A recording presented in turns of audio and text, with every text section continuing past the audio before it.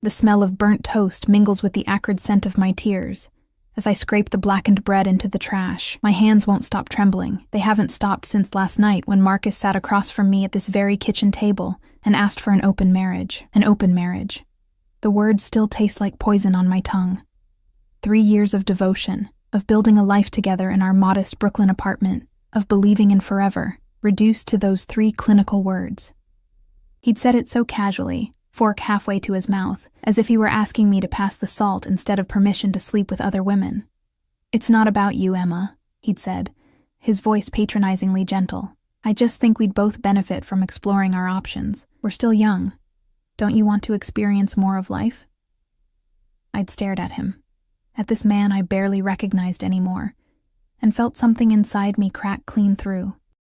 Now, in the harsh morning light filtering through our kitchen window, I feel hollowed out, invisible. Like I could fade into the peeling wallpaper, and no one would notice I was gone. The apartment feels smaller today, suffocating, filled with the ghost of the life I thought I had. My phone buzzes on the counter, a text from my sister Lily, asking if I'm still coming to help with the catering gig tonight. I'd forgotten all about it. She runs a small catering company, and I help out sometimes to earn extra money. Marcus's salary as a mid-level marketing manager barely covers our expenses, and my freelance graphic design work is sporadic at best. "Yes," I type back, my fingers mechanical. "What time?" 6 p.m. "Fancy event at the Meridian. Wear all black. You're a lifesaver, Em." The Meridian. One of Manhattan's most exclusive private clubs, the kind of place I'd never step foot in if not for carrying trays of champagne and canapes. The kind of place where people like Marcus and I don't belong, except to serve the people who do. I look down at my reflection in the darkened screen of my phone. Dull brown eyes stare back at me, underscored by shadows that makeup can't quite hide. My dark hair hangs limp around my shoulders. 26 years old, and I already look defeated. Marcus is still asleep in our bedroom, or pretending to be. He has the day off, but I know he's avoiding me. Coward. Part of me wants to storm in there and demand answers, demand to know when I stopped being enough. But the larger part, the part that's been slowly learning to make itself smaller over 3 years of marriage, just wants to disappear. I grab my jacket and leave. The subway ride into Manhattan is a blur of strangers and stale air.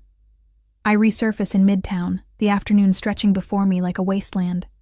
I can't go home, can't face that apartment and all its broken promises, so I walk. Hours dissolve into the rhythm of my footsteps on concrete. I drift through Central Park, past couples holding hands, past families laughing, past everything I thought I'd have by now. The spring air should feel refreshing, but it just makes my chest ache. By the time I arrive at the Meridian at 6, my feet are blistering and my soul feels scraped raw. Lily is already there, her short blonde hair pulled back in a neat bun, directing the team with the efficiency of a general commanding troops. She takes one look at my face and pulls me aside. "What happened?" "Nothing. I'm fine." "Emma, please, Lily. Not now." My voice cracks, betraying me. "I just need to work. I need to not think." She studies me for a long moment, then squeezes my hand. "Okay, but we're talking after this. Come on. They're about to open the doors." The Meridian is even more opulent than I imagined. Crystal chandeliers cast prismatic light across marble floors. The walls are paneled in dark wood that probably cost more than my annual income. Everything gleams with the kind of wealth that whispers rather than shouts. We're serving a private event in the main ballroom, some kind of business dinner, according to Lily. The guests begin arriving at 7, and they're exactly what I expected. Men in suits that cost thousands, women dripping in diamonds, everyone radiating the casual confidence that comes from never having to check their bank account before buying groceries. I fade into the background, becoming invisible again as I circulate with a tray of champagne. It's almost comfortable, this invisibility, safer than being seen. The evening progresses in a haze of forced smiles and murmured, "Excuse me's." I'm refilling my tray at the service station when I feel it. A shift in the atmosphere, like the air pressure has suddenly changed. The casual chatter around me dims slightly, and I glance up. He enters through the main doors flanked by 2 men in dark suits, security, unmistakably. But it's not them that makes my breath catch. He's young, maybe early 30s, and beautiful in a way that feels almost dangerous. dark hair swept back from a face of sharp angles and harder edges. He wears a black suit that fits like it was painted on, and even from across the room, I can sense the authority that radiates from him like heat. Everyone else can sense it too. The crowd doesn't part exactly, but people adjust, creating space for him without consciously realizing they're doing it. He moves through the room with the confidence of someone who's never had to ask for anything. He simply takes, and the world rearranges itself accordingly. I should look away. Return to my tray, to my safe invisibility, but I can't. He's speaking with an older man near the bar, his posture relaxed but alert. One of his security detail stands 3 feet behind him, eyes constantly scanning. The other has positioned himself near the exit. These aren't regular bodyguards. There's something military about their bearing, something that suggests real danger lurks beneath the civilized veneer of this event. "That's Dante Caruso," Lily whispers, suddenly beside me. Oh my God, I didn't know he'd be here. The name means nothing to me, but the way she says it, hushed, almost reverent, suggests it should. Who is he? Lily gives me a look that suggests I've been living under a rock. Seriously? He runs half the business on the East Coast. And by business, I mean... She makes a vague gesture that could mean anything. His family is old money, but the kind of old money that came from very questionable sources. They're basically New York royalty. If royalty ran protection rackets and owned half the politicians in the city, my stomach tightens. Mafia. She's talking about the Mafia. He's dangerous, Em. Like seriously dangerous. There are rumors about people who crossed his family. They just disappear. But God, he's gorgeous, isn't he? I should feel afraid. Repulsed. I should grab my tray and move to the other side of the room. Instead, I find myself watching him with a fascination I can't quite name. There's something magnetic about the way he commands space, the subtle deference everyone shows him without him having to demand it. He's power personified, and after a lifetime of making myself smaller, of disappearing into Marcus's shadow, there's something almost hypnotic about witnessing that kind of absolute certainty. He laughs at something the older man says, and the sound carries across the room, low, genuine, surprisingly warm. It transforms his face for just a moment, softening those harsh lines into something almost approachable. That's when his eyes find mine. The connection is electric, instantaneous. Across the expanse of the ballroom, through the crowd of Manhattan's elite, Dante Caruso looks directly at me. Not through me, the way people usually do. At me, into me. I freeze, champagne flutes trembling on my tray. His expression doesn't change, but something flickers in those dark eyes. Curiosity, perhaps, or recognition of something I can't name. The moment stretches, elastic and charged, until the older man says something that draws his attention back. I release a breath I didn't know I was holding. "Earth to Emma," Lily hisses. "You're staring. Stop staring at Dante Caruso. That's like staring at the sun. You'll get burned." She's right. I know she's right. I tear my gaze away and force my feet to move, to carry me and my tray of champagne back into the safety of invisibility. But I can still feel the weight of his gaze on my skin, like a brand. The rest of the evening passes in a blur. I keep to the edges of the room, refilling glasses and collecting empty plates, avoiding even the possibility of crossing paths with him again. My heart won't stop racing, and I hate that I can't tell if it's fear or something else entirely. It's nearly 10 when I'm heading back to the kitchen with a tray of empty glasses. The hallway is quieter here, away from the main event. My feet ache, my back aches, and my mind keeps drifting back to Marcus and his casual destruction of our marriage. I'm not paying attention. That's my first mistake. I don't see the server coming from the opposite direction until it's too late. We collide at the intersection of 2 hallways, and suddenly the world is exploding in a cascade of crystal and champagne. Glass shatters against marble with a sound like breaking stars. Gold liquid spreads across the floor in a growing pool, and I'm falling, my foot catching on the edge of the spill, my body tilting inevitably toward the ground and all that broken glass. Strong hands catch me. The grip is firm, steadying, wrapping around my waist and pulling me back from the fall. For a moment I'm suspended in time, held against a solid chest, breathing in a scent that's all expensive cologne and something darker, more primal underneath. Then I'm being set carefully on my feet, those hands lingering just a moment longer than necessary before releasing me.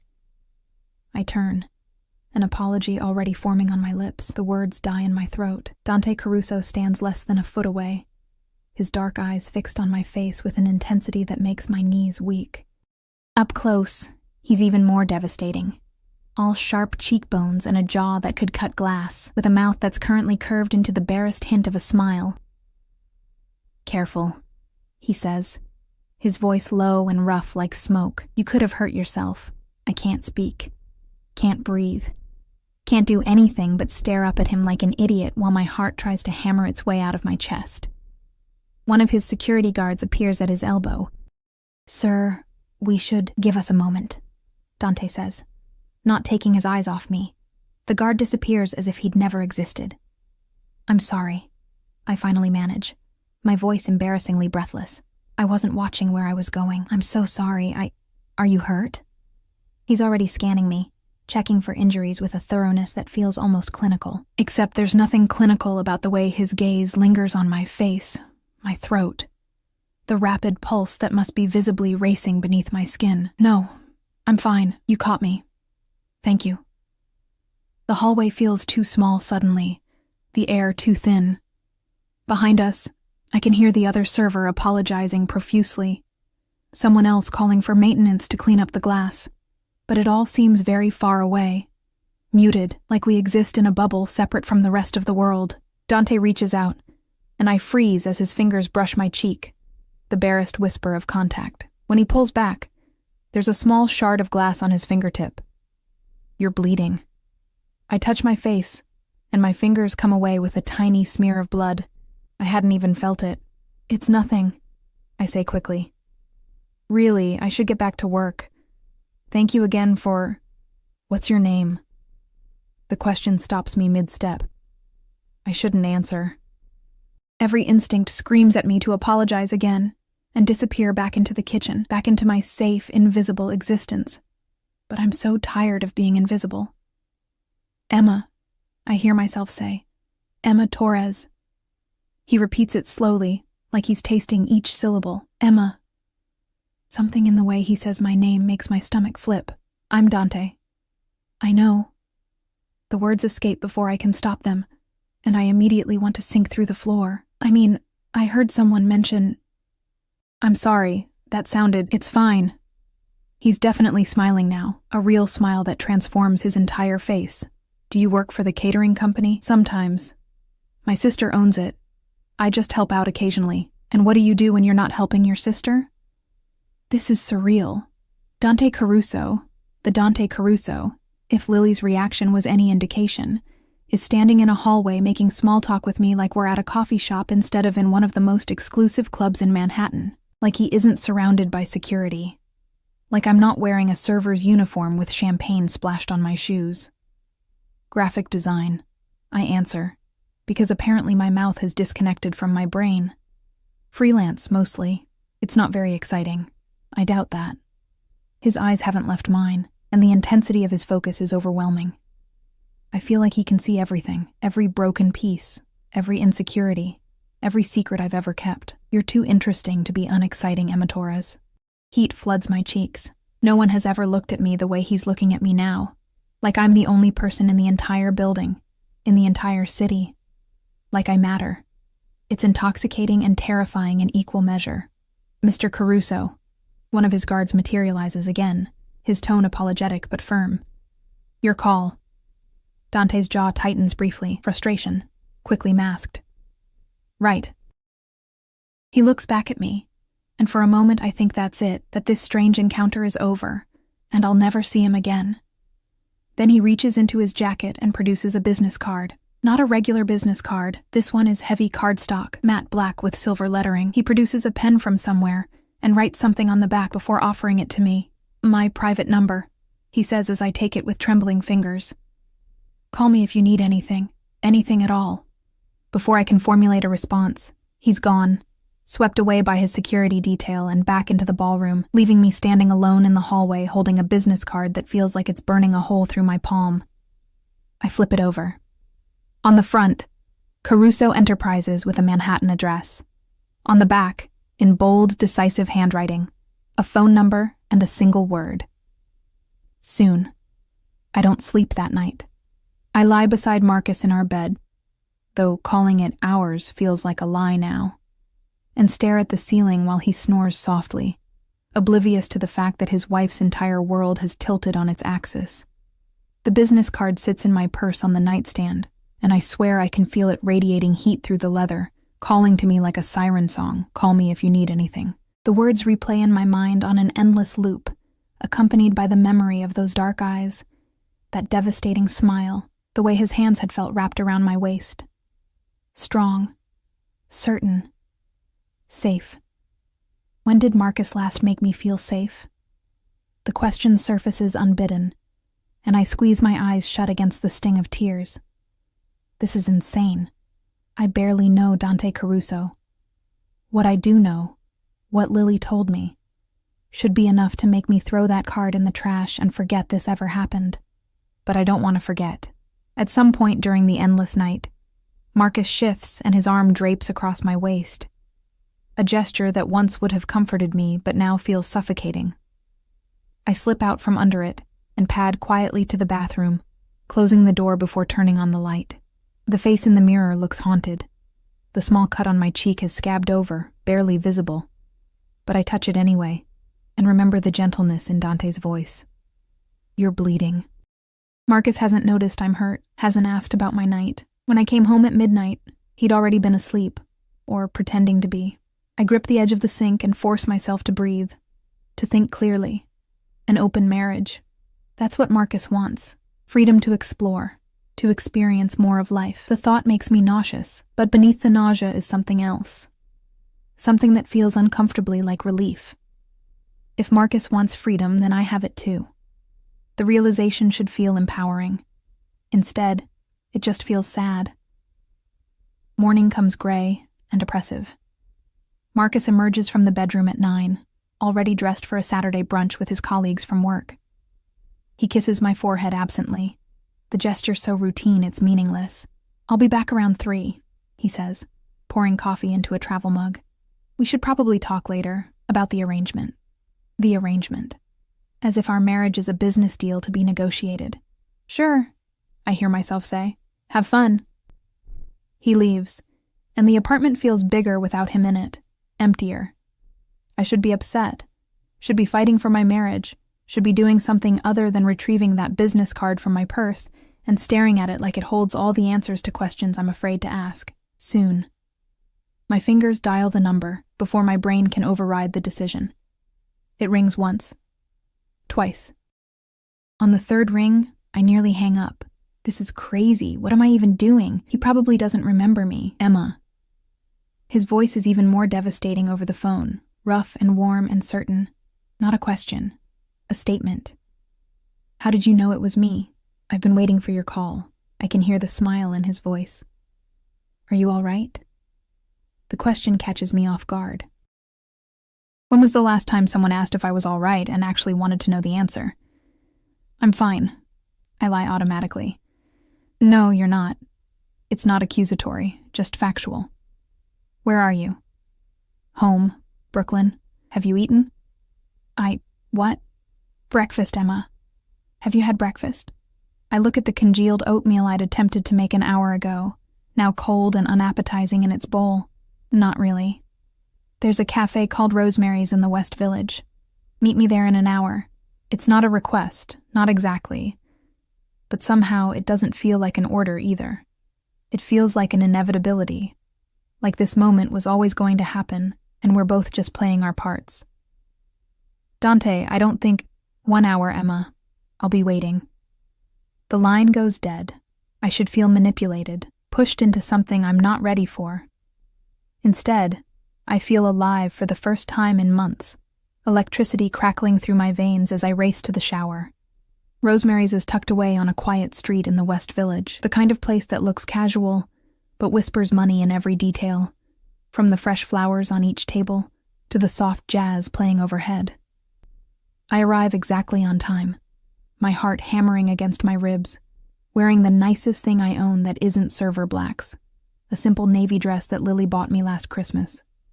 Dante is already there, seated at a corner table with sightlines to both entrances. He's dressed more casually than last night. Dark jeans and a black Henley that somehow makes him look even more dangerous. But the security guard positioned near the door reminds me exactly who and what he is. He stands when he sees me, and the gesture is so old-fashioned, so unexpected, that I falter mid-step. "You came," he says, pulling out my chair. "You didn't really give me a choice. You always have a choice, Emma." His eyes lock on mine as I sit, and the intensity nearly steals my breath. "You could have blocked my number, could have stayed home, but you're here." He's right, and we both know it. I'm here because some reckless part of me wants to be.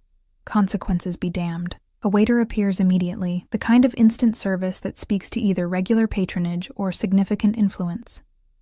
Dante orders coffee and something called the Mediterranean omelet without looking at the menu. When the waiter turns to me expectantly, I panic and just nod. "Same for me, please." The waiter disappears, and suddenly it's just us and the weight of everything unspoken hanging in the air between us. "How's your cheek?" Dante asks. My hand automatically rises to touch the small cut. "Fine. It was barely anything. You scared me last night, watching you fall." Something flickers across his face, an emotion I can't quite read. "I'm glad I was there." "Me too," I admit quietly. "Thank you." Again. "Stop thanking me." His tone is gentle but firm. "Tell me about yourself instead. The real you, not the polite server version. Where do I even begin?" The words stick in my throat, years of making myself smaller suddenly impossible to articulate. But Dante waits with a patience that feels infinite, those dark eyes encouraging without demanding. "I'm not very interesting," I start, then stop when he shakes his head. "I've already told you that's not true. Try again." The coffee arrives, buying me a moment. I wrap my hands around the warm mug and force myself to be honest. I'm 26. I've been married for 3 years to a man who asked me 2 days ago for an open marriage. I do freelance graphic design when I can get work, which isn't often enough, so I help my sister cater events to make ends meet. I live in a tiny apartment in Brooklyn that I hate, and I spend most of my time feeling invisible. And the confession spills out before I can stop it, and I immediately want to take it back. Too much, too honest. I've known this man for less than 24 hours, and I'm dumping my pathetic life story on him like he's a fool. I look up, startled. Dante's expression has hardened, his jaw tight with something that looks like anger. "Your husband. He's a fool if he doesn't see what he has." Heat floods my face. "You don't know me." "I know enough." He leans forward, and the movement brings him close enough that I can smell his cologne again.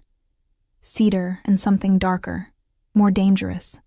"I know you're stronger than you think you are. I know you light up a room just by walking into it, even when you're trying to disappear. I know that any man who would risk losing you is either blind or stupid." My throat feels tight. "Why are you doing this? Being kind to you? Interested in me?" The words come out barely above a whisper. "You could have anyone. You're—" I gesture vaguely at him, at the security guard, at everything he represents, and I'm nobody. The change in him is instantaneous. The warmth drains from his expression, replaced by something cold and sharp. He reaches across the table and takes my hand, his grip firm enough to anchor me but gentle enough that I know I could pull away if I wanted to. I don't want to. "Listen to me very carefully, Emma." His voice is low, intense. "You are not nobody. I don't know who made you believe that, but they were wrong. Do you understand?"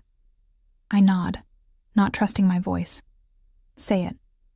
"I'm not nobody." Again. "I'm not nobody." Stronger this time, the words feeling strange and powerful on my tongue. Good.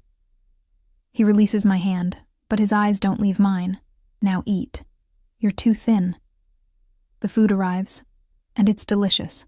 The best omelet I've ever tasted, though I barely register the flavors. I'm too aware of Dante watching me, of the way his presence seems to fill the entire space, of how different this feels from any meal I've ever shared with Marcus. "Tell me about your work," he says. "Your design work." So I do. Hesitantly at first, Then with growing confidence as he asks intelligent questions, actually listening to my answers instead of just waiting for his turn to talk. He wants to know about my process, my favorite projects, what drew me to design in the first place. By the time our plates are empty, I've talked more about myself in 1 hour than I have in the past year of my marriage. I have a proposition for you, Dante says, signaling for the check. The waiter brings it immediately, and I notice Dante doesn't even look at the total before placing a black credit card on top. What kind of proposition? My company is rebranding one of our acquisitions, a hotel chain. We need fresh designs for everything from the logo to the room keys. I'd like to hire you. I stare at him. You don't even know if I'm any good. Then show me. Send me your portfolio tonight. He produces another business card, this one with an email address. If it's as good as I think it will be, the job is yours. Fair? It's more than fair. It's an opportunity that could change everything, the kind of project that could finally get my career off the ground. But I can't shake the feeling that there's more to this offer than professional interest. Why? I ask. And please don't tell me it's just because you think I'm talented. You barely know my work. He's quiet for a long moment, studying me with those penetrating eyes. When he speaks, his voice is serious. Because I want to see you again, Emma. And I'm selfish enough to create opportunities to make that happen. He pauses. But I'm also pragmatic enough to know that you actually are talented.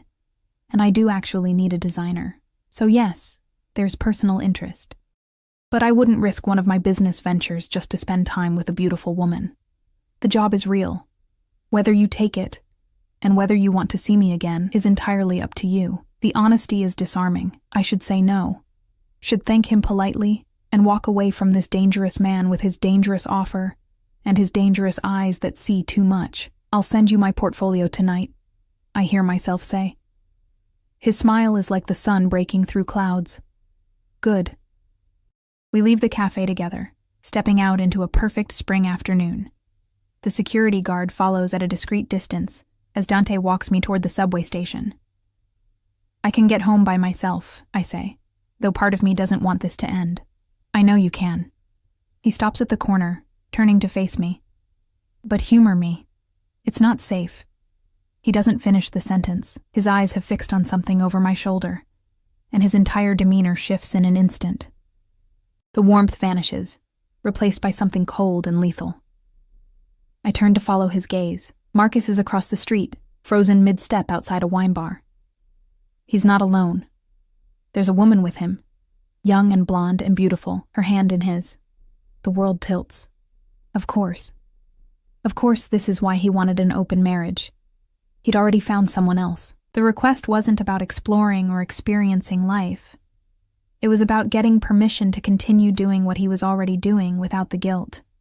I watch as Marcus's eyes widen in recognition, as the woman tugs on his hand asking him something, as he makes a decision and turns away, disappearing with her into the wine bar like I don't exist.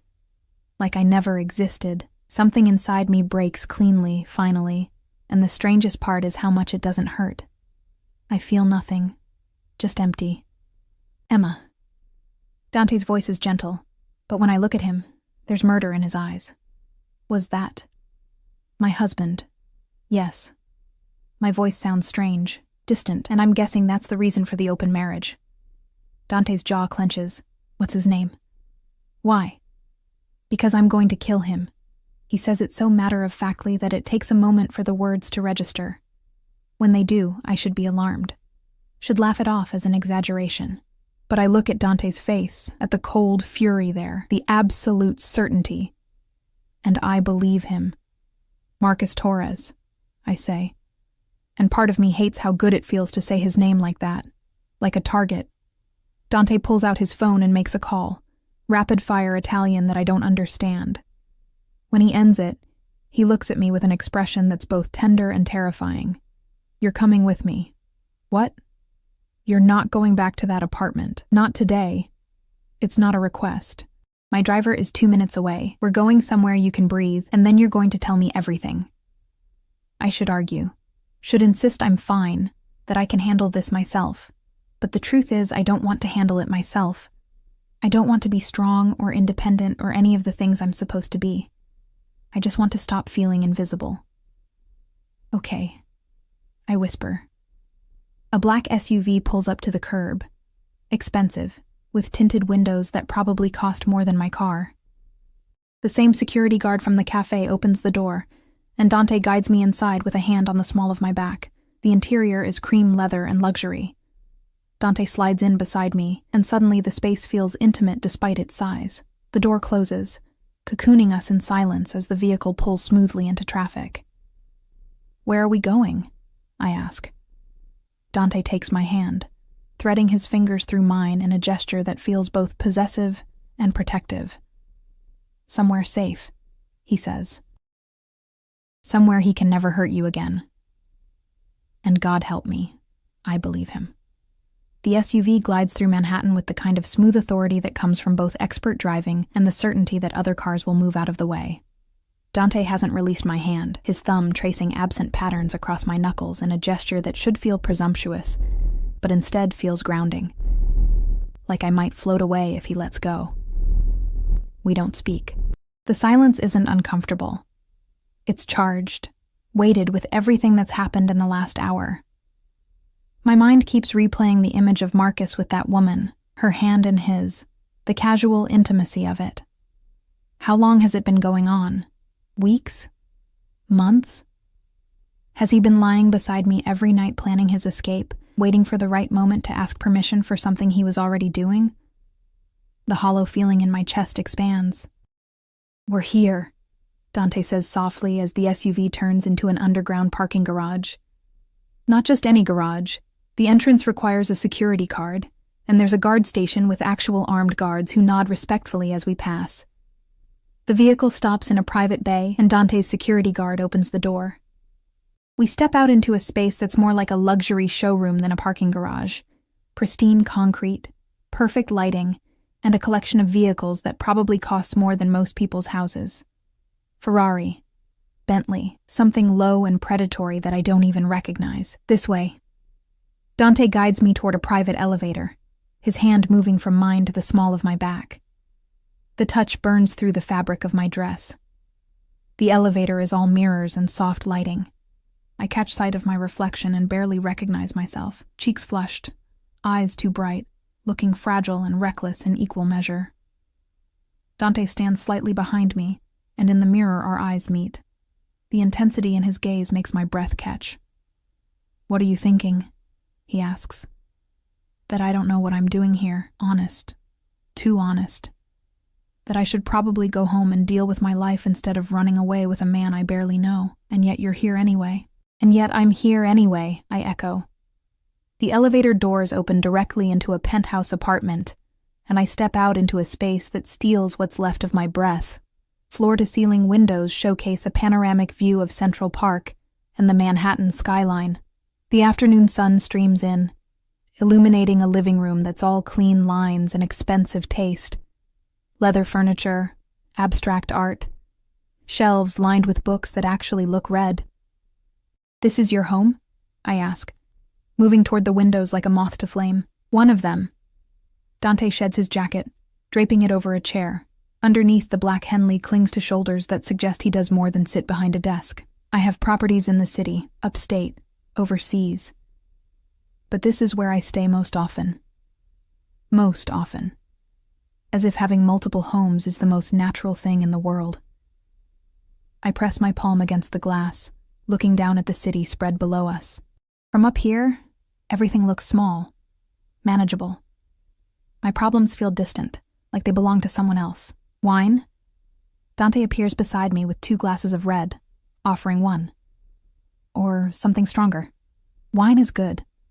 I take it, grateful for something to do with my hands. He doesn't push me to talk, doesn't demand explanations or emotional confessions. Instead, he simply stands beside me, looking out at the view, giving me space to breathe while somehow making me feel less alone than I have in years. 3 years, I finally say, my voice barely above a whisper. I gave him 3 years. I supported him through his career changes, his insecurities, his bad days. I made myself smaller so he could feel bigger. And the whole time, he was... I can't finish the sentence. Cheating. Dante supplies, his voice hard. The word you're looking for is cheating. He asked for an open marriage first. Even as I say it, I recognize how pathetic it sounds, like that makes it better somehow. Like permission after the fact absolves him. Dante turns to face me fully, setting his wineglass on a nearby table. Emma, look at me. I do. And the fury in his eyes is almost frightening in its intensity. Your husband is a coward and a fool. What he did, what he's doing, has nothing to do with you and everything to do with his own inadequacy.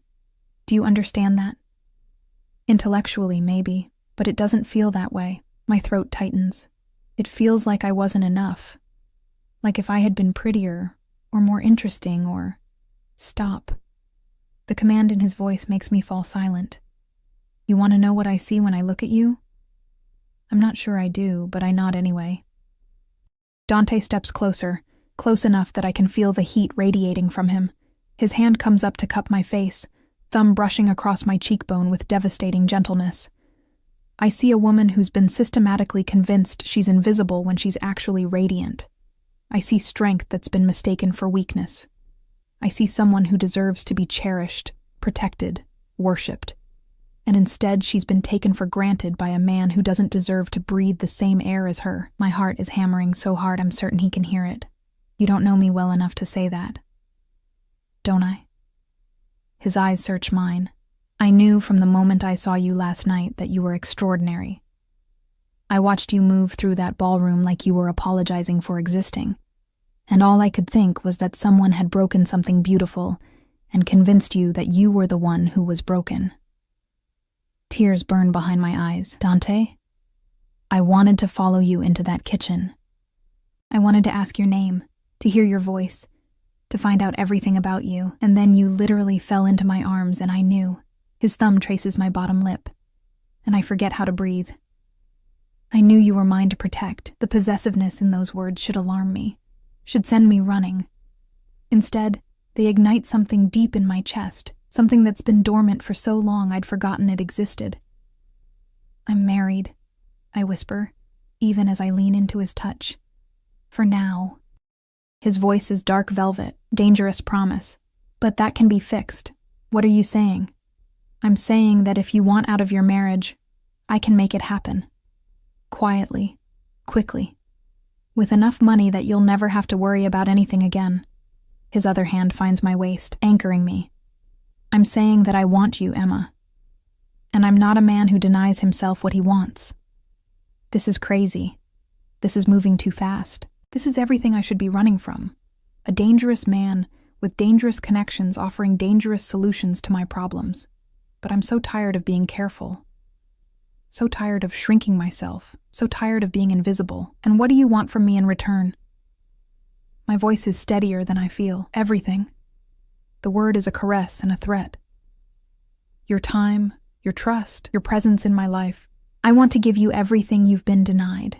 Safety, security, the freedom to be exactly who you are without apology. He pauses, his eyes darkening. And I want you in my bed, Emma. I won't lie about that. I want to show you what it feels like to be desired, to be worshipped the way you deserve. Heat floods through me, pooling low in my belly. No one has ever spoken to me like this. With such raw honesty, such blatant hunger. Marcus's desire for me had always been tepid, obligatory. This is something else entirely. I don't understand, I breathe. Why me? You could have anyone. I don't want anyone. His forehead touches mine, and the intimacy of it is overwhelming. I want you.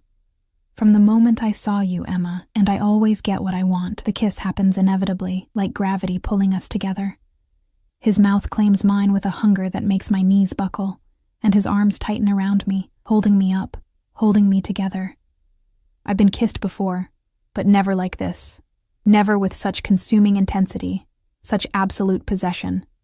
I should push him away, should remember that I'm still technically married, that this is all happening too fast, that I don't know this man beyond his dangerous reputation and devastating eyes.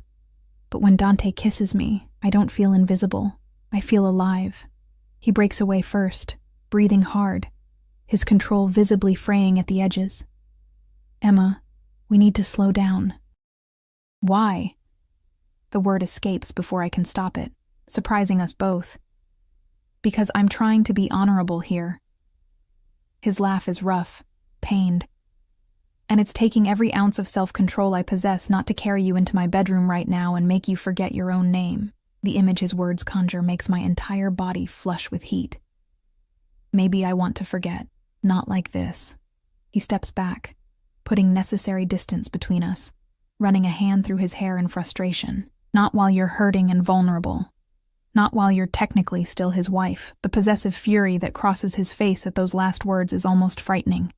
When I take you to bed, Emma, and make no mistake I will, it will be because you're mine completely. No legal ties to another man. No question of whether you want this, whether you want me. The certainty in his voice sends shivers down my spine. Not if. When. My phone buzzes in my purse, shattering the moment. I pull it out with shaking hands. 3 missed calls from Marcus, 5 text messages. Where are you? Emma, answer your phone. We need to talk. I saw you in the village. Who was that man? Answer me. The final text is from 10 minutes ago, and the capitals speak to an anger he has no right to feel. I stare at the screen, and something inside me shifts. Hardens. He saw us, I say, showing Dante the phone. And now he's demanding answers. Dante reads the messages, his expression going cold. Give me your phone. What? Why? Because I'm going to handle this. At my hesitation, he adds, Trust me, Emma. Let me protect you. There's that word again. Protect. As if I'm something precious, something worth defending. The novelty of it makes my chest ache. I hand him the phone. Dante's fingers fly across the screen, typing out a response I can't see. When he's done, he shows it to me before hitting send. I'm done. I'll be back tomorrow for my things. Don't contact me again tonight. My breath catches. Dante, that's exactly what he deserves. He sends the message before I can protest. You're staying here tonight. My guest room is yours. Tomorrow we'll go to your apartment with my security and collect your belongings. You'll never have to face him alone again. You can't just... I can't just... Yes, you can. He cups my face again, forcing me to meet his eyes. You can walk away from a man who doesn't value you. You can choose yourself for once. You can let me help you. Tears finally spill over, running hot down my cheeks. Why are you doing this? Because someone should have done it a long time ago. He wipes away my tears with his thumbs, his touch unbearably gentle. Because you deserve better, and because I'm selfish enough to want to be the one who gives it to you. My phone buzzes again, Marcus calling. Dante silences it without looking and sets it face down on a table. He doesn't get to upset you anymore, he says firmly, not while you're under my protection. Under my protection. The phrase should feel suffocating, controlling. Instead, it feels like the first full breath I've taken in years. I don't know how to do this, I admit. How to just leave. You don't have to know. That's what I'm here for. He takes my hand, threading our fingers together again. Come on. Let me show you where you'll sleep tonight. Then we'll order dinner, and you can tell me everything, or nothing. Whatever you need. He leads me through the penthouse to a guest room that's larger than my entire apartment. The bed is massive, covered in what looks like Egyptian cotton. There's an ensuite bathroom with a tub that could fit 3 people and a shower with more jets than I can count. There are clothes in the closet that should fit, Dante says. I keep things here for, well, they're clean, and yours if you want them. Toiletries in the bathroom. Whatever you need, just ask. Dante. I turn to face him, overwhelmed by everything. I don't know how to thank you. Then don't.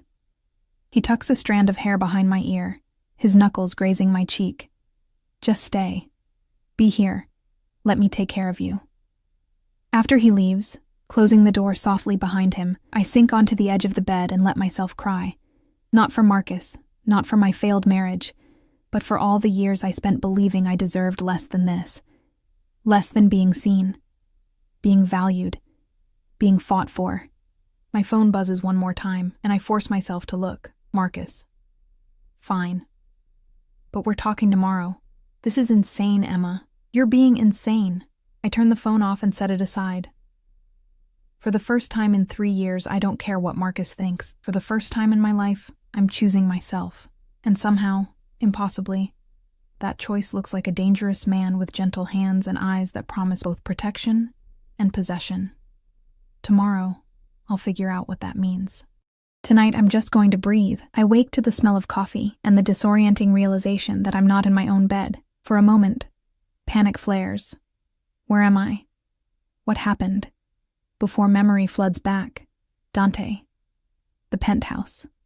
Marcus and the blonde woman. The decision to stay. Sunlight streams through floor-to-ceiling windows I forgot to cover last night, painting the unfamiliar room in shades of gold. I'm wearing one of the shirts I found in the closet, a men's dress shirt in soft white cotton that falls to mid-thigh and smells faintly of cedar and expensive detergent. My dress from yesterday hangs over a chair where I left it, and for a moment I just stare at it, at the physical evidence of the person I was 24 hours ago. She feels like a stranger now. A soft knock at the door makes me sit up.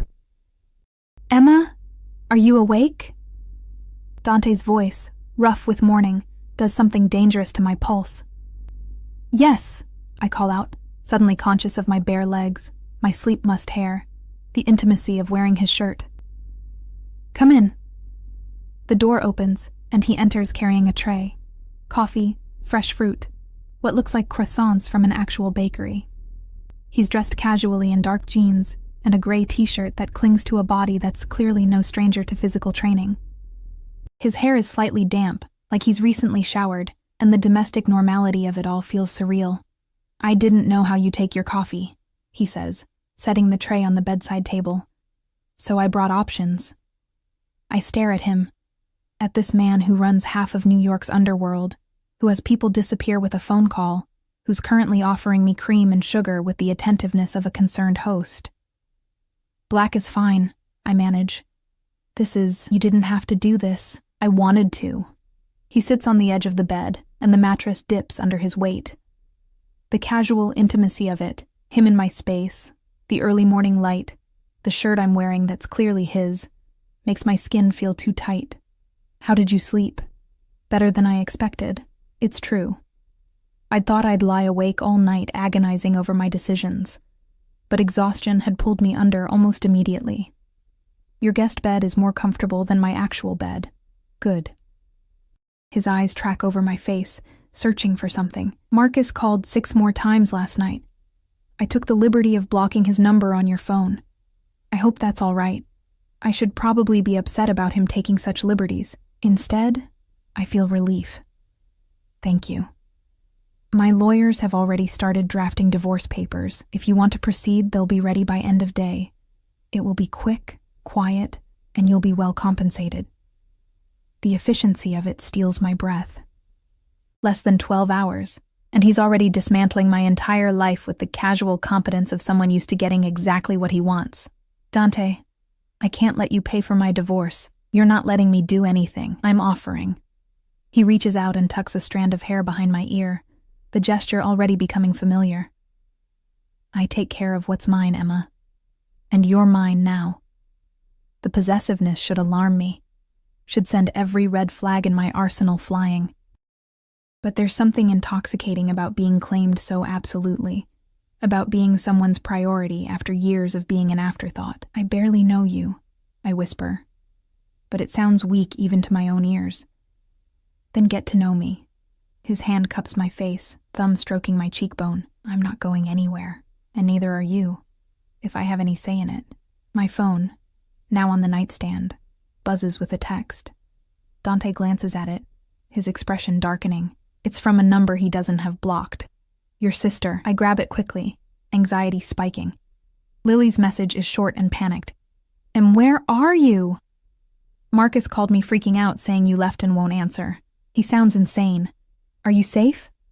"Call me." "I should call her," I say. "She'll be worried." "Use the landline in the living room, more secure." Dante stands, giving me space.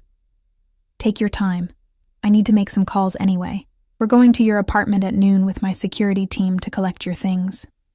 After he leaves, I wrap myself in a plush robe I find in the bathroom and pad out to the living room. The penthouse looks different in daylight. Still luxurious, but somehow more lived in. There are books stacked on tables, a laptop open on the desk, framed photographs I didn't notice last night. I pick up the landline and dial Lily's number. She answers on the first ring. Emma. Oh my God, where are you? Marcus called me at midnight saying you'd run off with some man, and I'm fine, Lily, I'm safe. Safe where? With who? Marcus said he saw you with someone in the village, and then you sent him some cryptic text about leaving. I'm leaving him. Saying it out loud makes it real. Marcus has been cheating on me. That open marriage request? He already had someone else. I saw them together yesterday. The silence on the other end stretches for 3 heartbeats. That absolute piece of shit. Lily's voice shakes with fury. I'm going to kill him. Where is he? I'm going to... Lily, breathe. I'm handling it. By running off with a stranger? I glance toward the hallway where I can hear Dante's voice, low and commanding, speaking in rapid Italian. He's not exactly a stranger. It's complicated. Emma. My sister's voice shifts from angry to concerned. Please tell me you're not with Dante Caruso. My silence is answer enough. Oh my God. Oh my God, Em, do you have any idea how dangerous? He's been nothing but kind to me. I interrupt. More kind than Marcus ever was. He's helping me, Lily. With the divorce, with everything. Helping you. She doesn't sound convinced. Emma, men like Dante Caruso don't help people out of the goodness of their hearts. What does he want in return? The question echoes my own fears.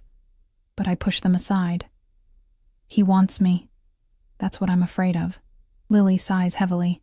Look, I'm not going to tell you what to do. You're an adult, but please, please be careful. These people, they're not like us. They play by different rules. Maybe I'm tired of the rules I've been playing by. My voice is stronger than I feel. Maybe I deserve something more. You do deserve more.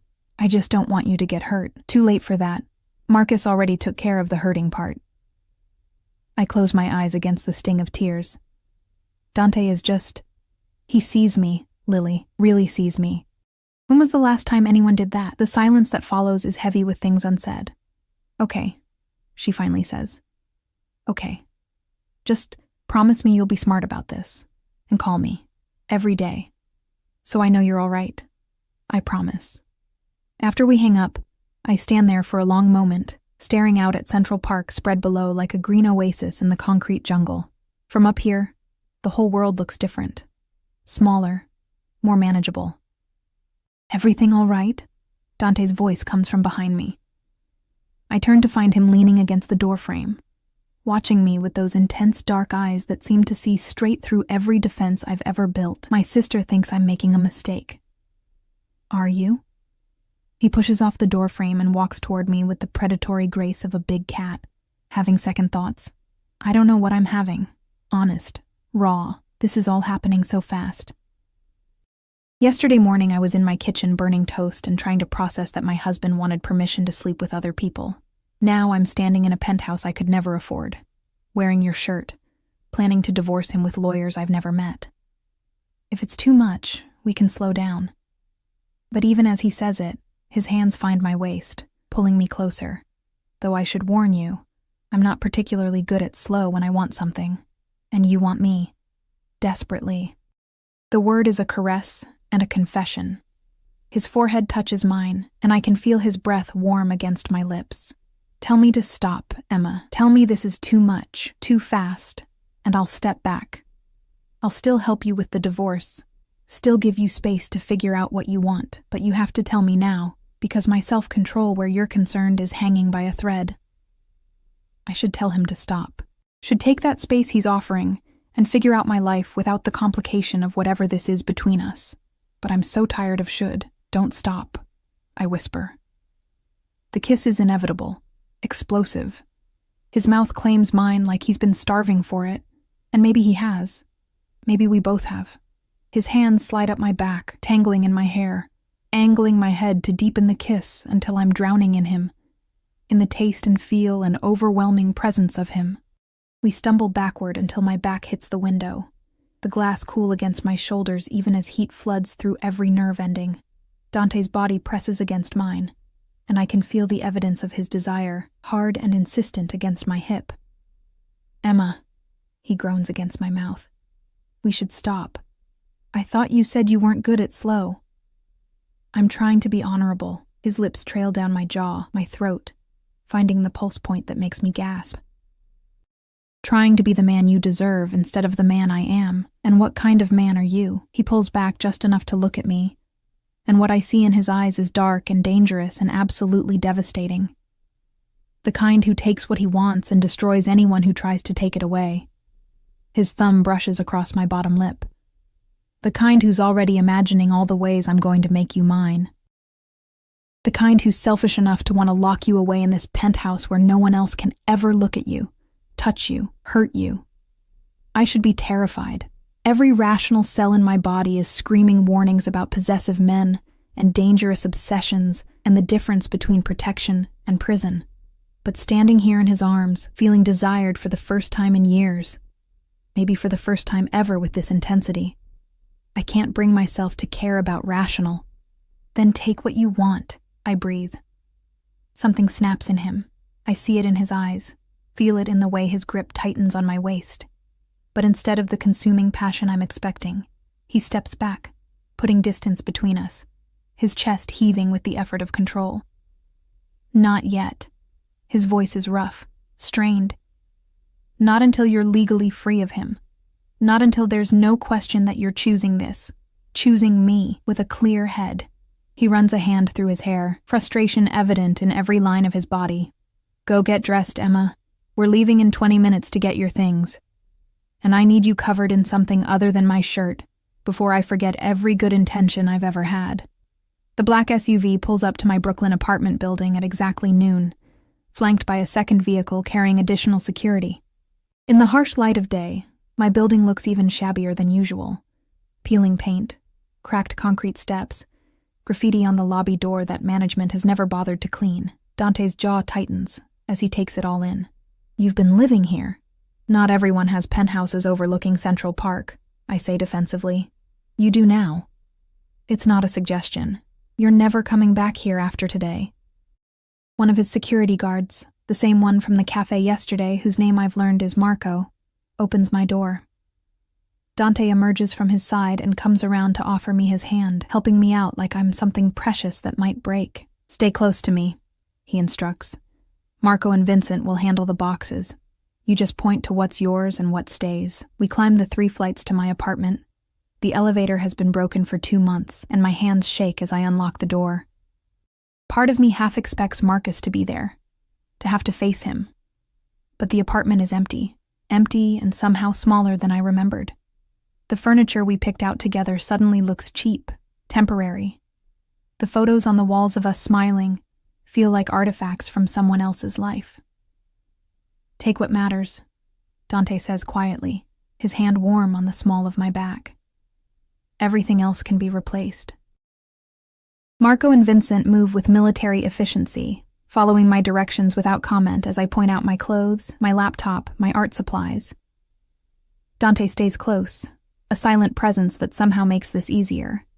When I pause in front of my bedroom, he seems to sense my hesitation. I'll go in with you, he offers. The room looks untouched, bed made, Marcus's side table still cluttered with his things. My nightstand holds a photo of us from our wedding day.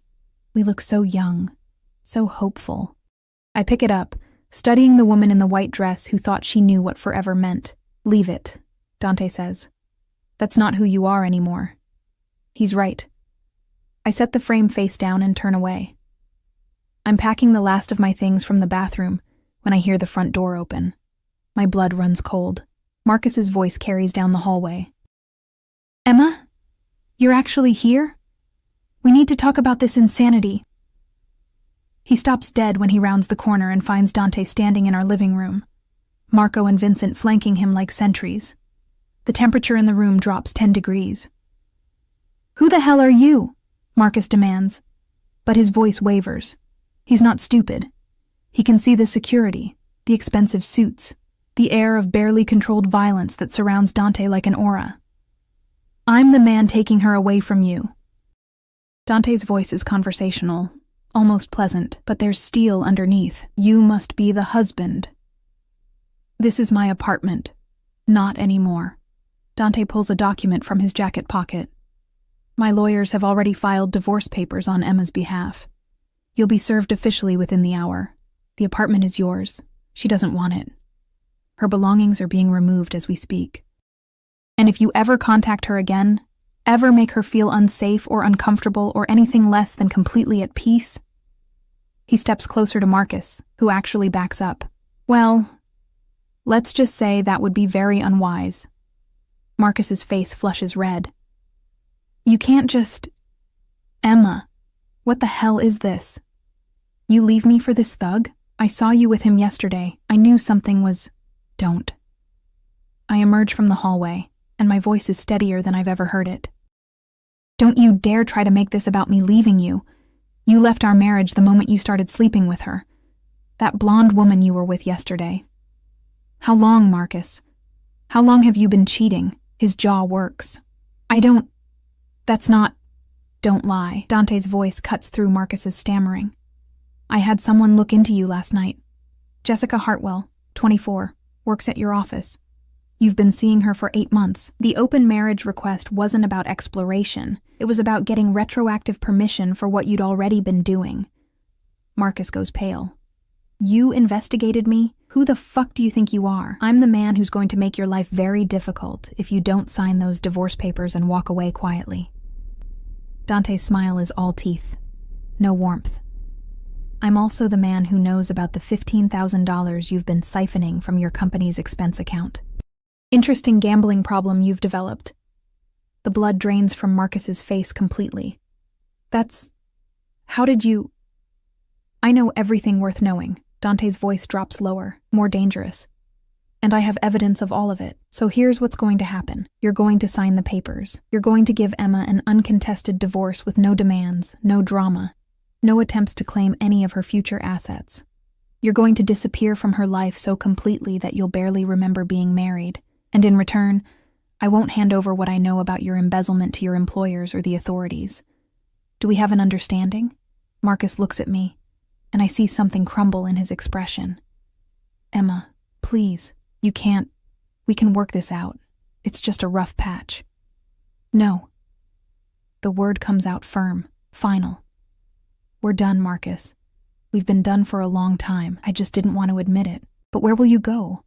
What will you... His eyes dart to Dante, understanding dawning. Oh my God. You're leaving me for him. You're actually... I'm leaving you for me, I interrupt. He's just the one who reminded me I deserve better. Dante's hand finds mine, fingers interlacing, the gesture both protective and possessive. Emma, are you done here? I look around the apartment one last time. At the life I thought I wanted. At the man I thought I loved. Yes, I'm done. Then let's go home. Home. Not his home or a temporary place to stay. Home. We leave Marcus standing in the ruins of our marriage, and I don't look back. The next 3 weeks pass in a blur of transformation that feels both surreal and inevitable. Dante's lawyers move with the efficiency of a well-oiled machine. Marcus signs the divorce papers without contest. Dante's threats had been convincing enough. And just like that, 3 years of marriage dissolve into paperwork and signatures. I should feel something more than relief. Should mourn the loss of what I thought we had, but mostly I just feel free. I move into Dante's penthouse officially. He offers me my own room, my own space, but after the first week I find myself gravitating to him like a planet to its sun, falling asleep on the couch while he works late, waking to find myself carried to bed with a gentleness that contradicts everything I thought I knew about dangerous men. The design project he offered me is real, comprehensive, and more challenging than anything I've worked on before. I spend my days sketching logos and room layouts, creating mood boards and color schemes, losing myself in work that actually matters. Dante reviews everything personally, his feedback intelligent and specific, treating my work with a respect Marcus never bothered to give, but it's the nights that undo me. We haven't slept together, not in the way my body increasingly craves. Dante holds to his word about waiting until I'm legally free, until there's no question of whether I'm choosing him or running from Marcus. But his restraint is visibly fraying. evident in the way his eyes track me across rooms, the way his hands linger when he touches me, the way he kisses me goodnight with a hunger that leaves us both breathless and aching. 3 weeks after I left my apartment, my phone rings with a call from Dante's lawyer. My divorce is final. I stare at the screen for a long moment, processing what this means. I'm no longer Emma Torres. I'm just Emma again. Emma Rossi. My maiden name restored. Single. Free. Unbound. Dante finds me standing by the windows, watching the sun set over Central Park in shades of gold and crimson. He's been out all day handling business he never discusses in detail, but I've learned to read the tension in his shoulders, the tightness around his eyes that speaks of violence conducted somewhere beyond my sight. It's done, I tell him, holding up my phone. The divorce is final. Something dangerous flashes across his face. He crosses the space between us in 3 strides, his hands framing my face as he tilts my head up to meet his eyes. Say that again. I'm divorced. My voice catches. I'm not his anymore. No. His thumb traces my bottom lip. You're mine. The kiss is different this time. No more restraint, no more holding back. Dante kisses me like he's claiming every part of me, like he's been starving for 3 weeks and I'm finally his to consume. His hands slide down to my waist, lifting me easily, and my legs wrap around him instinctively as he carries me through the penthouse, not to the guest room I've been staying in, to his bedroom. The room is masculine and luxurious. Dark wood furniture, charcoal linens, floor-to-ceiling windows that overlook the glittering city. He sets me down beside the massive bed, his hands already working at the buttons of my shirt, with a dexterity that speaks of experience. Tell me you want this, he demands, his voice rough. Tell me you're choosing this, choosing me, with full knowledge of who and what I am. I reach up to cup his face, feeling the tension in his jaw, the barely leashed control. I know you're dangerous. I know you've done things that would terrify most people. I know your world operates by rules I don't fully understand. I pull him down until our foreheads touch. And I want you anyway. I choose you anyway. The last thread of his control snaps. Dante strips my clothes away with hands that shake slightly, his eyes drinking in every inch of revealed skin like I'm something sacred. When I reach for his shirt, he helps me, and the body underneath steals my breath, defined muscles marked with scars that speak of a violent life. A tattoo over his heart in Italian script I can't quite read. What does it say? I trace the letters with my fingertip. La familia è tutto. His hand covers mine. Family is everything. Before I can respond, he's lowering me to the bed, his body covering mine, and rational thought dissolves into sensation. His mouth traces paths across my skin, learning every curve and hollow, every place that makes me gasp. His hands worship me with a reverence that contradicts the possession in his eyes, and when he finally makes me his completely, it's with a tenderness that brings tears to my eyes. This is what it feels like to be cherished, to be desired, to matter to someone with an intensity that borders on obsession. Mine. Dante breathes against my throat as we move together. Say it, Emma. Say you're mine. Yours. I gasp, surrendering to the truth of it. I'm yours. The weeks that follow blur together in a haze of passion and discovery. I learn the rhythms of Dante's world, the late-night phone calls he takes in rapid Italian, the meetings with men whose names I don't need to know, the way security always shadows us whenever we leave the penthouse. I learn that his reputation isn't exaggerated, that he truly is as dangerous as people say, but that danger has never been directed at me. If anything, his protectiveness borders on excessive. He has Marco follow me when I meet Lily for coffee. He insists on knowing my schedule, my whereabouts, who I'm with. It should feel suffocating, but after years of being invisible to Marcus, there's something intoxicating about being someone's complete focus. You know you're not my prisoner, right? I tease one evening as we're getting ready for dinner at an exclusive restaurant he's arranged. I can leave the penthouse without an armed escort. Dante's hand still on his tie, his expression serious as he meets my eyes in the mirror. You could, but you won't, because you understand that being with me makes you a target. He turns to face me fully. There are people who would hurt you to hurt me, Emma. People who would see you as leverage, as a weakness to exploit. Marco isn't there to control you. He's there to keep you safe. The honesty is sobering. I knew in abstract that his world was dangerous, but hearing it stated so plainly makes it real. Does that scare you? He asks, watching my reaction carefully.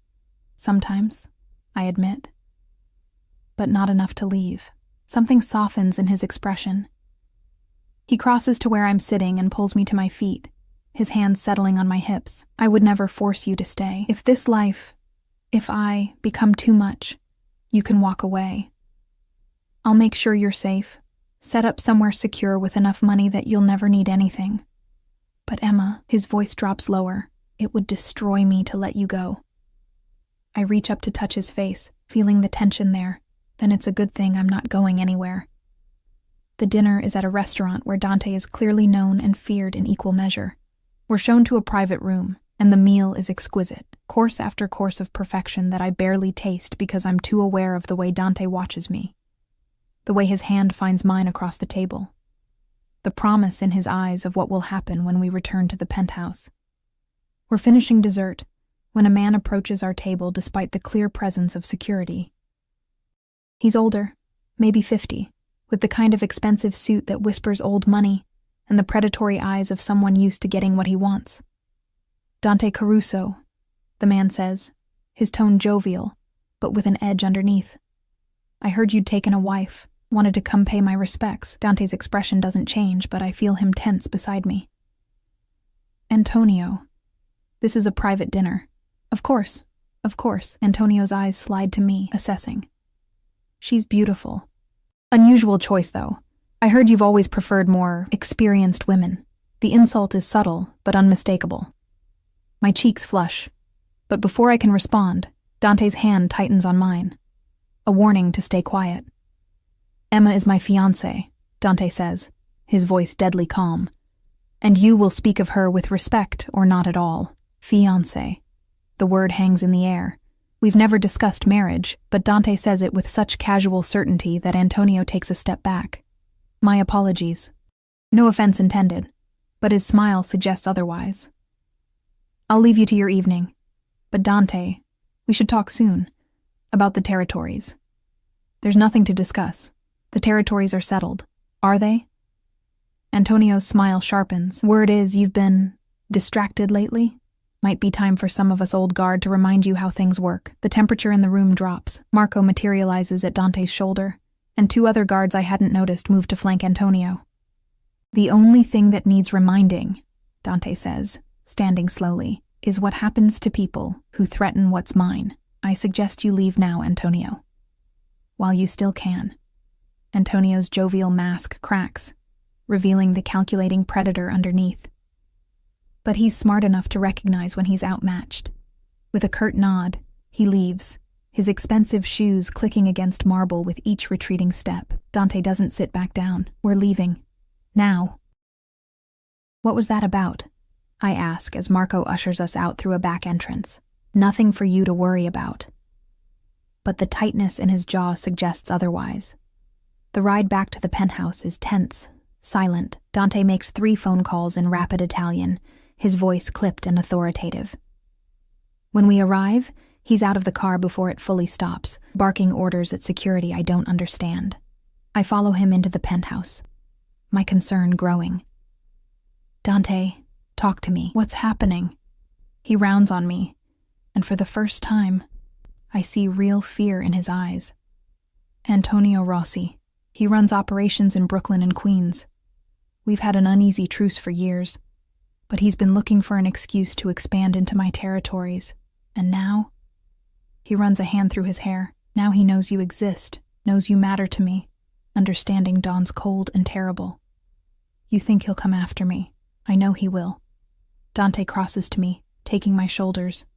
This is what I was afraid of, Emma. This is why I tried to wait, tried to give you time to understand what being with me means, but I was selfish. I wanted you too much to let you go, and now you're in danger because of me. Then protect me. I place my hands over his. Isn't that what you've been doing all along? Isn't that what you promised? It's not enough. His voice cracks.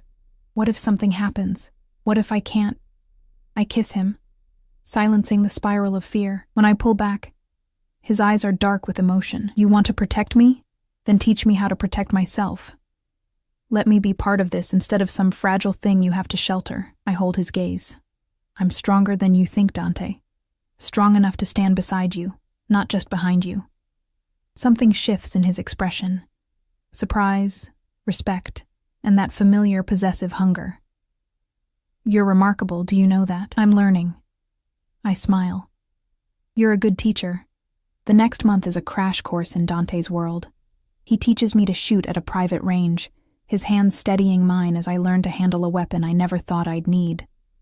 He introduces me to his inner circle, men whose loyalty to him is absolute, and whose respect I earn slowly through actions rather than words. He shows me the legitimate businesses that front his operations, the charities he supports, the complex web of power and influence he's built. And I learn that being Dante Caruso's woman means being both protected and tested, sheltered and challenged, cherished and claimed with an intensity that would suffocate someone weaker. But I'm not weak anymore. The threat from Antonio Rossi escalates gradually. First, its attempted incursions into Dante's territories shut down before they can take root. Then, its subtle threats, messages passed through intermediaries, pressure applied to shared business interests. Dante handles each challenge with cold efficiency, but the tension takes its toll. It comes to a head on a Saturday night 2 months after my divorce is finalized. We're at the penthouse, Dante in his office handling business, me in the living room working on final designs for the hotel project. Marco is on duty, as always, and there are 2 additional guards in the building. I don't hear the initial breach, don't know anything is wrong until Marco appears in the doorway, his expression grim. Mrs. Caruso, he uses the name even though we're not married yet, a formality Dante's people have adopted. You need to come with me. Now. The urgency in his tone makes my blood run cold. What's happening? We have a situation. Dante's orders are to get you to the safe room immediately. A safe room. I didn't even know there was a safe room. Marco leads me quickly down a hallway I thought ended in a closet. He presses his palm against what looks like a regular wall panel, and a section swings open, revealing a reinforced steel door with a biometric lock. He uses his thumb, and it opens into a small room lined with monitors, supplies, and what I recognize with a chill as weapons. Stay here, Marco instructs. Don't open this door for anyone but me or Dante. There's a phone on the desk. Red button is direct to Dante, understand? Marco, what's happening? Antonio Rossi is making his move. It's going to get loud, but you're safe here. Trust me. He closes the door, and I hear the locks engage with a series of heavy clicks. The monitors show various angles of the penthouse and the building. I watch as men I don't recognize enter through what must be service entrances, moving with military precision, armed, dangerous, and outnumbered, because Dante's security is everywhere, appearing from positions I didn't know existed. What follows is brutal and efficient. A firefight in the hallways, in the stairwells, nowhere near my safe room but terrifying all the same. I grab the phone with shaking hands and press the red button. Dante answers on the first ring. Emma, are you safe? I'm in the safe room. Marco brought me here. Dante, what's... I know. Stay there. Don't leave until I come for you myself. Gunfire echoes in the background of his call. I love you, Emma. Do you hear me? I love you.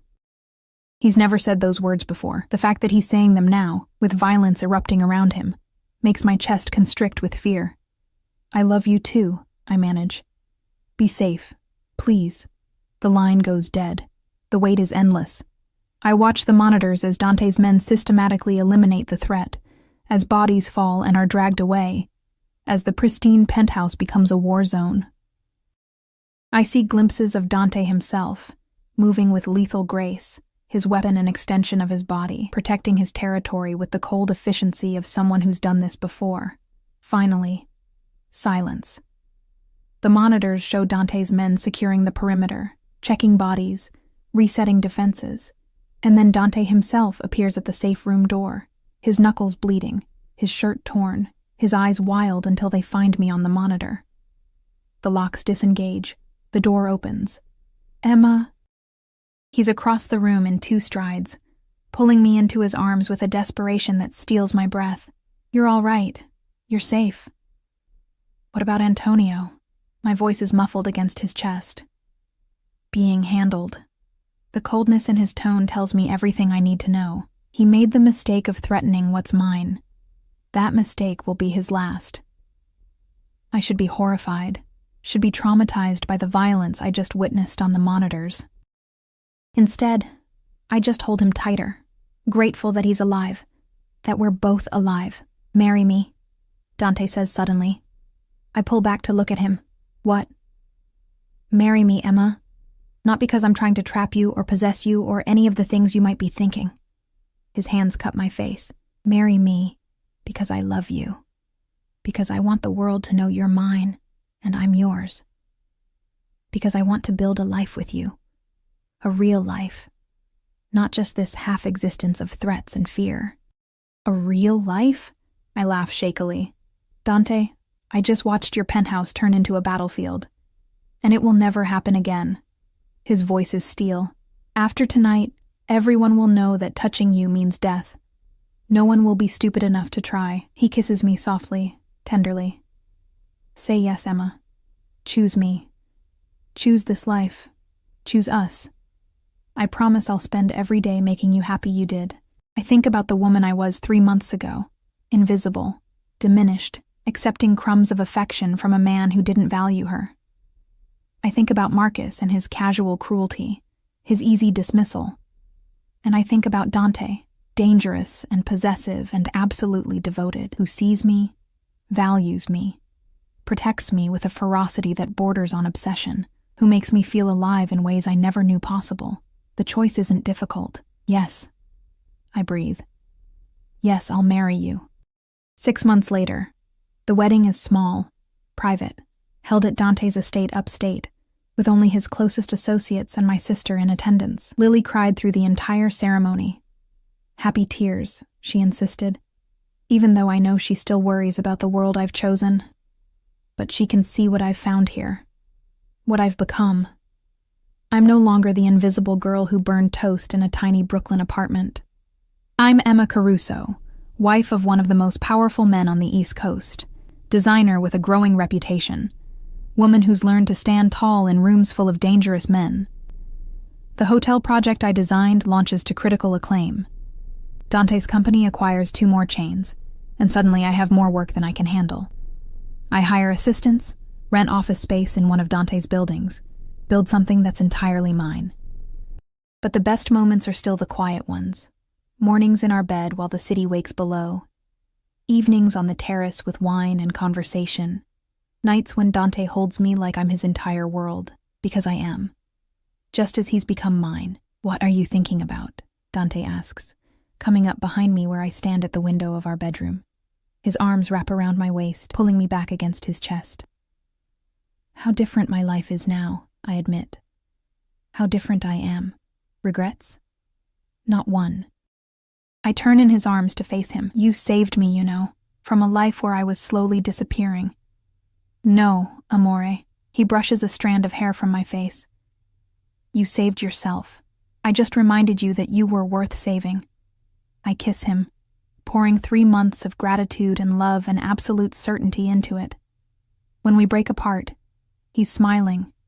That rare, genuine smile that transforms his dangerous face into something beautiful. I have something for you, he says, reaching into his pocket. He produces a small box, not a ring box this time, but something else. Inside is a key, ornate and old-fashioned. What's this? The estate in Tuscany I told you about, the one my grandmother left me. His eyes are warm. I want us to spend next summer there.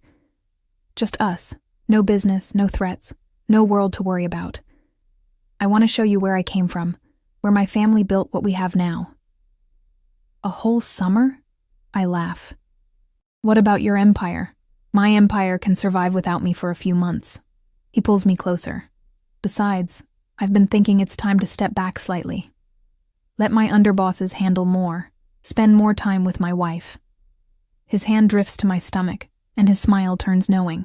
Especially since in about 7 months, we're going to need to make room for someone else. The world tilts. How did you... I just found out this morning. I was going to tell you tonight. I always know, Emma. He kisses me softly. I know everything about you. Every thought, every dream, every fear. His hand splays protectively over my stomach. And now every life we create together. Tears sting my eyes. Happy tears this time. You're going to be a father. And you're going to be an extraordinary mother. His voice is thick with emotion. Our daughter, what makes you think it's a girl? Just a feeling. He grins. And I'm usually right about these things. I laugh, letting him hold me as the sun sets over our city, painting everything in shades of gold. Somewhere below, the world continues its chaos, threats and violence and all the darkness that comes with a life Dante leads. But here, in this moment, there's only light, only love, only the absolute certainty that I made the right choice, not just in leaving Marcus, but in choosing to be seen, in choosing to matter, in choosing a dangerous man with gentle hands who taught me that being possessed and protected isn't the same as being imprisoned. It's being cherished. I love you. I whisper against his chest. I love you more. He tilts my face up to his, my Emma, my wife, my everything. And in his eyes I see my reflection. No longer invisible, no longer diminished. Just whole. Finally, completely, devastatingly whole.